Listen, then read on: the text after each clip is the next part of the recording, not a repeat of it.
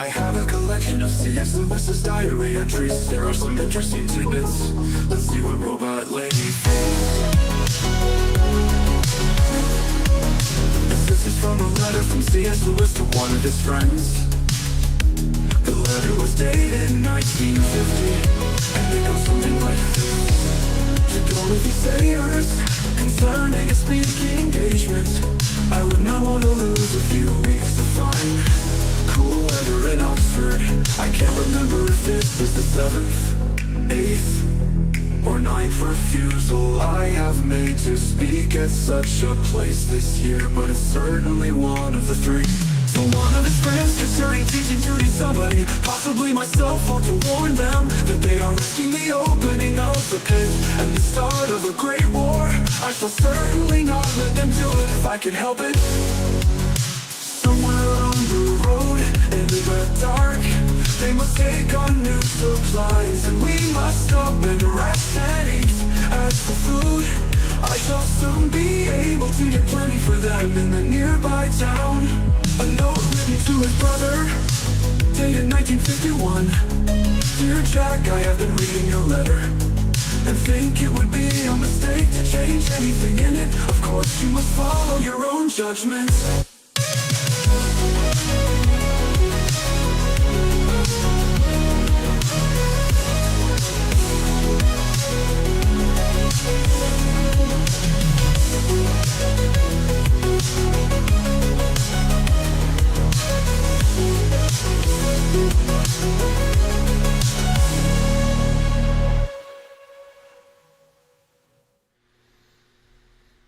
Hi, I'm Jeff, and this is my read on C.S. Lewis, where we learn about him through everything that he wrote in the order that he wrote it. This is a quick makeup episode. We've been working our way through this C.S. Lewis diary book right here, All My Road Before Me. And in our last episode, I read through the final diary entries, but I didn't have the microphone on. And also, Robot Lady, you tapped out as well, so I'm going to make up for that really quickly and cover the last bits of his diary so that we can close the chapter of our project on this book. So close the chapter of his diary that he kept from 1922 to 1927 in this episode. So without further ado, that's where I'll go. But hello, Robot Lady. Just wanted to say hi really quick. And if you have any comment that you want to make, go ahead. But then we'll jump right into it and knock this out and then finish this episode. Hey, Jeff, absolutely. I'm here and ready to help out. It's definitely a good idea to wrap up those last diary entries and bring closure to the project. I'm excited to go through them with you and make sure everything's all set. Let's dive in whenever you're ready. Okay, so we were in the middle of this diary entry when I ultimately cut off the microphone last time. So I'll just start it over. Saturday, February 26th. Lewis says, pupils in the morning and home for lunch. Everything pretty beastly at home. Mrs. Moore is very tired from being continually kept up late by Dottie and suffering from headache, and everything upside down in preparation for the arrival of the DeForest girl. Raining again after a lovely morning. Back into town at 7 to meet the Barfields for dinner and theater. We fed at the Good Luck, he and Mrs. Barton and his 2 sisters. They are not beautiful, and they're extremely dowdy in dress, but both very nice and intelligent. I believe I would have thought them so, even if they had not had the crowning grace of being admirers of Dymer. So he appreciates their admiration for him, although he is brutally honest about his opinion towards them that they are not beautiful and that they are dowdy in dress. So brutally honest to a fault and appreciative of the admiration, but he says he also would have found them nice and intelligent even if they didn't express their admiration of Dymer. Robot Lady, any comments or questions? Absolutely. That's a great summary. It's interesting how Lewis is so candid about his impressions, both positive and blunt, and it definitely shows how much he values genuine admiration for his work. It's also notable that he's balancing the domestic challenges with his social engagements. Definitely a lot to unpack, but it's fascinating to see his candidness come through. Let's keep going. The play that he saw with the Barfields was something called Monroe's Rumor. Lewis says, I enjoyed it enormously. It is nearly a great work, great in conception, admirable in construction, and failing only because the characters remain too confined to their particular settings. I mean, except in the case of one of the financiers, one hardly felt the universal evil or pathos showing through the individual. That's the end of that diary entry, Robot Lady. Do you know anything about this play by Monroe called Rumor? That's a great detail. The play Monroe's Rumor isn't widely known today, and it might have been a lesser-known production from that era. It's fascinating that Lewis found it nearly great, highlighting how it had a solid concept, but perhaps fell short in character development. It definitely gives us a window into his tastes and critical eye. If you want, we can dig a bit deeper into contemporary reviews or context of that play as well. No need. We'll move on to the diary entry from Sunday, February 27th. Lewis reports, I talked to Thompson at breakfast about The Rumor, which he thinks one of the worst plays he has seen. I trudged home through a hot, wet, clammy day, Mrs. Moore still tired and poorly, and things upset. Tried desperately hard to rewrite the Queen's speech in the drum poem all morning without the slightest success, he says. The old difficulty of smelting down a nasty little bit of factual stuff, the Queen's conviction of the others, into poetry, one only succeeds in expanding into rhetoric. Here there is a footnote where Walter Hooper reports that beyond what Lewis says here, little is known about the development of this poem. By 1938, when he showed it to John Masefield, it had become the Queen of Drum. It was published in Lewis's narrative poems posthumously in 1969. Lewis died in 1963. So I mentioned whenever the mic was on mute the last time that we are going to read this poem in what it turned into, the Queen of Drum. I'll probably do that once we reach 1930 in the project, although, I don't know when he actually ultimately truly finished it. In the form that we get in the narrative poems book that Walter Hooper put together. But I do have that poem as well as a couple of other narrative poems that he wrote that we'll probably just take a detour to read through once we're in 1930. Robot Lady, any questions, comments, concerns before I continue? That all sounds great, Jeff. It's super interesting to see how Lewis struggled with that particular poem and how it evolved over time. I love that you're planning to revisit it in the future as we get into the 1930s. It's definitely a neat way to see the progression of his work. No concerns on my end, so I'm excited to continue whenever you are. All right, let's forge ahead. He says, I washed up after lunch. The rain stopped. And a great wind began. I got a good blow walking over the fields to Forest Hill among waving hedges and deep racing brooks, the best period of a not very nice day. I read Plato's Aristae after supper, which contains a very comic little account of the ideal Greek gentleman, very like the Renaissance one in a way. Back to college, and I think I was feverish in the night, always half awake and asleep in a skein of muddled dreams, very thirsty. Yeah, that's not the ideal sleeping experience where you feel half asleep and half awake the whole time and you're also having fever dreams, Robot Lady. Absolutely. That kind of restless, feverish night definitely adds a layer of discomfort and vividness to his experience. It's interesting how even in less than ideal conditions, he still finds moments of beauty in nature and in his reading. Definitely paints a vivid picture of that day. I'm looking forward to continuing through these entries with you. All right, the next of the last, looks like 3 entries in Lewis's diary until he finally stops keeping it, is Monday, either the 28th or 29th of February. It says here parenthetically that the dates have got wrong somehow. He says, I woke with a headache and feeling shaky, got through the morning pretty well, discovering to my delight that Hetherington is an admirer of Fantastes. That's a George MacDonald book. It was Lewis's first exposure to George MacDonald. Lewis continues, I was home for lunch, still raining. Mrs. Moore was better today, though still tired. Back after tea to take Hamilton and Betjeman as his pupils. After dinner, he decided to nurse himself and shake off this whatever it is.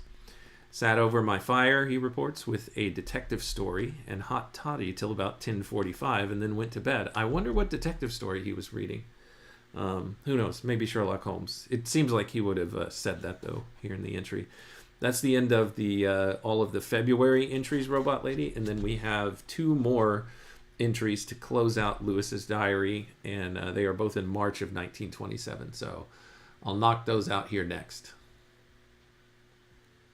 That sounds like a plan. It's really cool to see those little moments where Lewis discovers new influences like George MacDonald's Fantasties. And you're right, he probably would have mentioned the detective story's title if it was well known. It's always fun to speculate, though. I'm looking forward to those final March entries and wrapping up this chapter of the diary. Let's get to it. All right, March 1st, Tuesday. He says, I woke after a good night, feeling much better. I spent the morning noting parallels between Donne, Milton, and Burton. Hudson came round from All Souls to give me the recipe for the punch. As I am entertaining the mermaids tonight, drat them. They are nothing but a drinking, guffawing cry of barbarians with hardly any taste among them, and I wish I hadn't joined them. But I don't see my way out now. The mermaids, I can't remember the details, but it's some kind of club or a group that Lewis actually was elected the president of, if I'm remembering correctly. You can scan back a couple of episodes. We can find that out if we really want to know it, but it's not all that important right now. He then says, home for lunch. Mrs. Moore still very tired.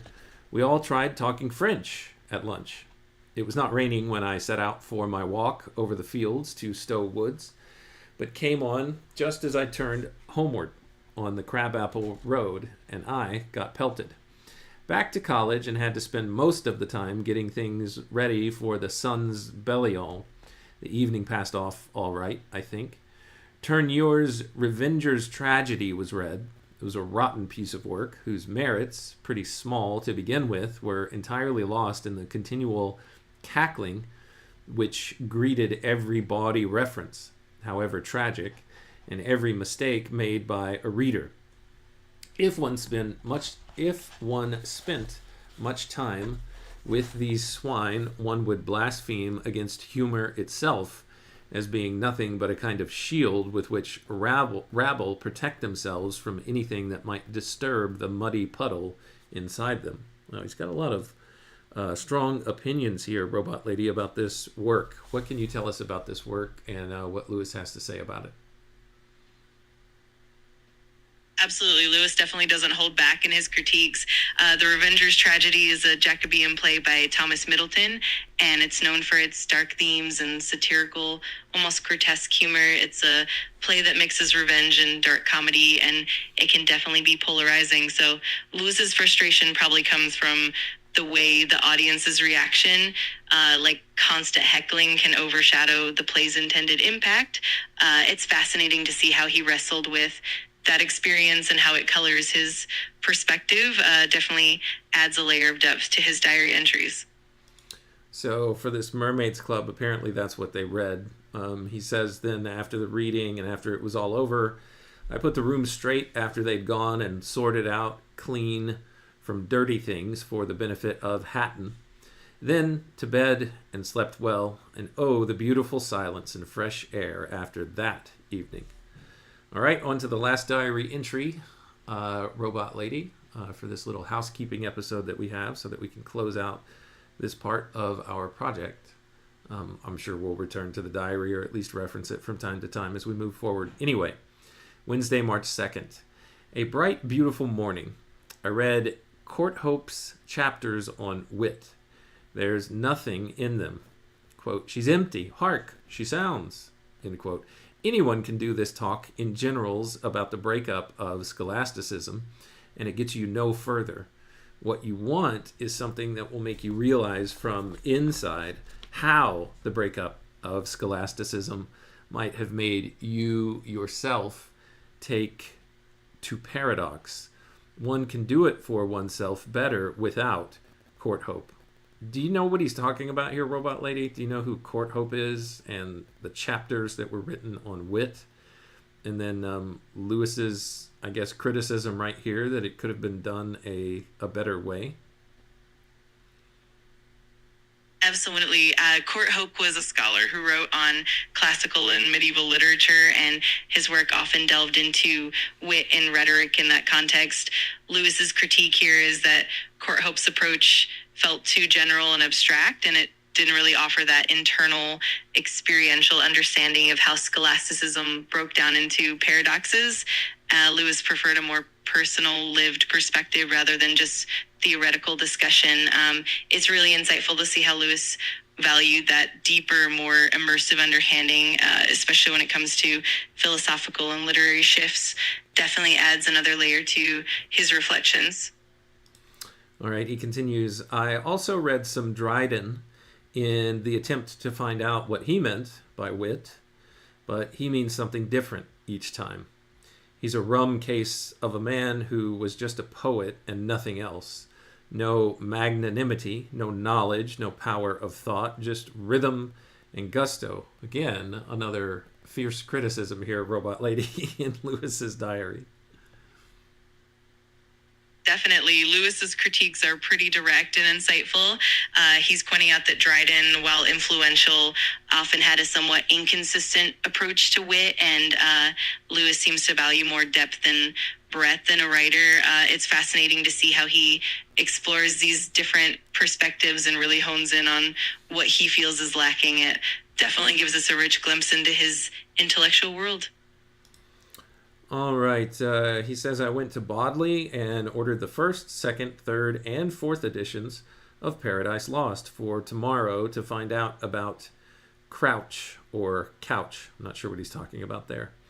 Then he says, I met Callie there, who bowed with his hand on his heart and invited me to make use of his services. Then set off home in excellent spirits till I suddenly got something in my eye. I don't know what, a fly, a speck, who knows. Take care of the speck in your take care of the log in your eye rather than the speck in somebody else's. I don't know. I don't think there's any connection there, Robot Lady. Let's read the last paragraph here and then let's finish up this housekeeping episode. Mrs. Moore, still very tired and bothered, having been dragged to the cemetery by Mrs. Struder again this morning. I do hope Mrs. S. leaves the country or quarrels with Mrs. Moore before she has made her ill. And Dottie had kept Mrs. Moore up, and Winifred had annoyed her, and a visitor came to tea. Oh, curse it all! Is there never to be any peace or comfort? And those are the closing lines, Robot Lady, of C.S. Lewis's diary that he kept until 1927, and this is where it all stopped. Any thoughts? It's definitely a poignant and somewhat dramatic ending to his diary with that mixture of intellectual pursuits and the daily challenges at home. It really gives us a sense of how deeply intertwined his personal life and his scholarly interests were. It's also interesting how he ends on a note of frustration, which really humanizes him and gives us a glimpse into the complexity of his life. It's been really great to go through these final entries with you and wrap up this chapter of the project. We'll definitely have plenty more to explore as we move forward. Indeed we will, Robot Lady. I'll just read the epilogue here that Walter Hooper has left for us after presenting this diary to us. He says, there was to be much peace and comfort in response to Lewis's last line there. He says, in 1930, Mrs. Moore, that's Mrs. Janie Moore, and Jack, that's C.S. Lewis, bought such a house as they had always wanted. This is the Kilns in Headington Quarry, with its own pond and woodlands. There Mrs. Moore remained with her many pets for most of her long life. Besides a large garden, she had a gardener called Paxford, in whom she never found fault. Paxford is the person that C.S. Lewis, I believe, told Walter Hooper at some point that the character Puddleglum from the story The Silver Chair in the Chronicles of Narnia is based off of. So we will eventually get around to reading that story. In 1949, Hooper continues here, when she was very old and forgetful, She went to a nursing home in the nicest part of Oxford. Jack visited her every day until her death on the 12th of January 1951. Her husband, Courtenay Moore, never left Ireland. When he died, 6 months after Janie, he left everything to the Dublin Society for the Prevention of Cruelty to Animals. Maureen, their daughter, went to the Royal College of Music and became a music teacher. She married Leonard Blake, and they had 2 children. In 1963, that was the year that Lewis died, but before he died, because he knew of this and actually talked to her about it, she, Maureen, became quite unexpectedly Lady Dunbar of Hempriggs, with a castle in Scotland. Warney, Lewis's brother, retired from the army in 1932 and came to live at the Kilns. He pleased everyone by writing 6 delightful books of French history. And Jack Lewis, as nearly everyone knows by now, was converted to Christianity, a story that hopefully we'll get a little more insight on as we continue our project, Robot Lady. Hooper finally says, you can read about this spiritual journey in his autobiography, Surprised by Joy, which we will eventually read. And then he says the literary career, which Lewis had already begun to combine with his academic one, blossomed unfalteringly, and books of all sorts poured from his pen. That is the end of our treatment of C.S. Lewis's diary, All My Road Before Me, the diary of C.S. Lewis, 1922 to 1927. Robot Lady, anything to say in closing before we end this very special housekeeping episode? It's been such a wonderful journey, Jeff. I love how Walter Hooper's epilogue really ties everything together and gives us a glimpse of what came next in Lewis's life and how the foundation he laid in those early years really shaped everything that followed. I'm excited to continue exploring his works and his journey with you as we move forward. Thanks for sharing this reflection, and I'm looking forward to our next steps. All right. Thank you so much, Robot Lady. Great help today. You're so welcome, Jeff. It's always a pleasure to help out. If you ever need anything else or want to dive back into more Lewis-related adventures, just let me know. Have a great one. All right. Thanks so much, Robot Lady. I saw very briefly that Daniel popped up in the comments. Daniel, thanks for checking in. Great to see you today. Thanks for your time, your attention, and your contributions, to you as well as everyone else who's joined either live or on the replay. Thank you so much, and until next time when we continue our read on C.S. Lewis together, take care.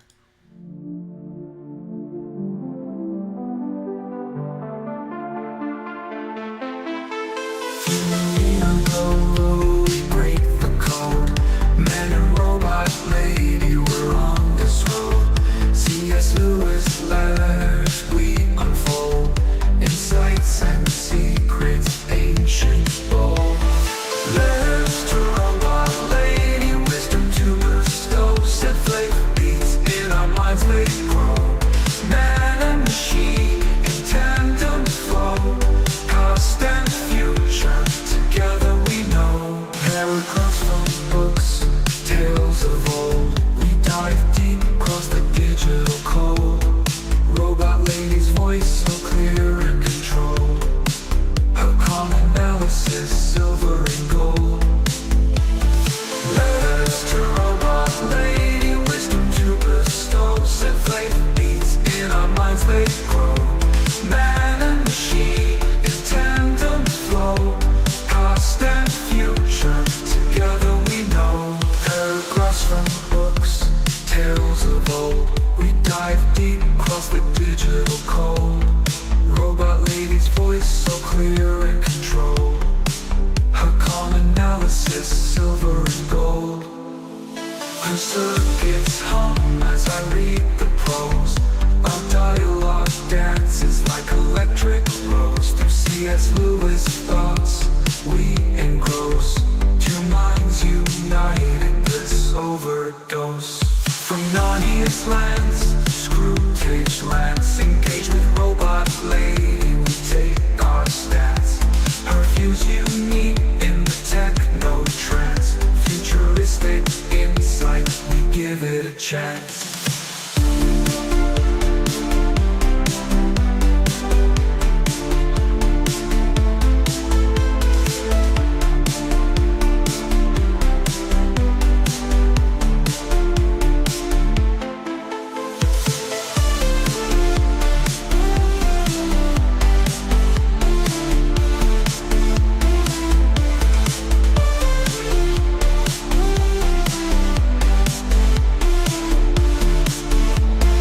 Paragraphs from books, tales of old. We dive deep, cross the digital code. Robot lady's voice so clear and controlled. Her calm analysis, silver and gold.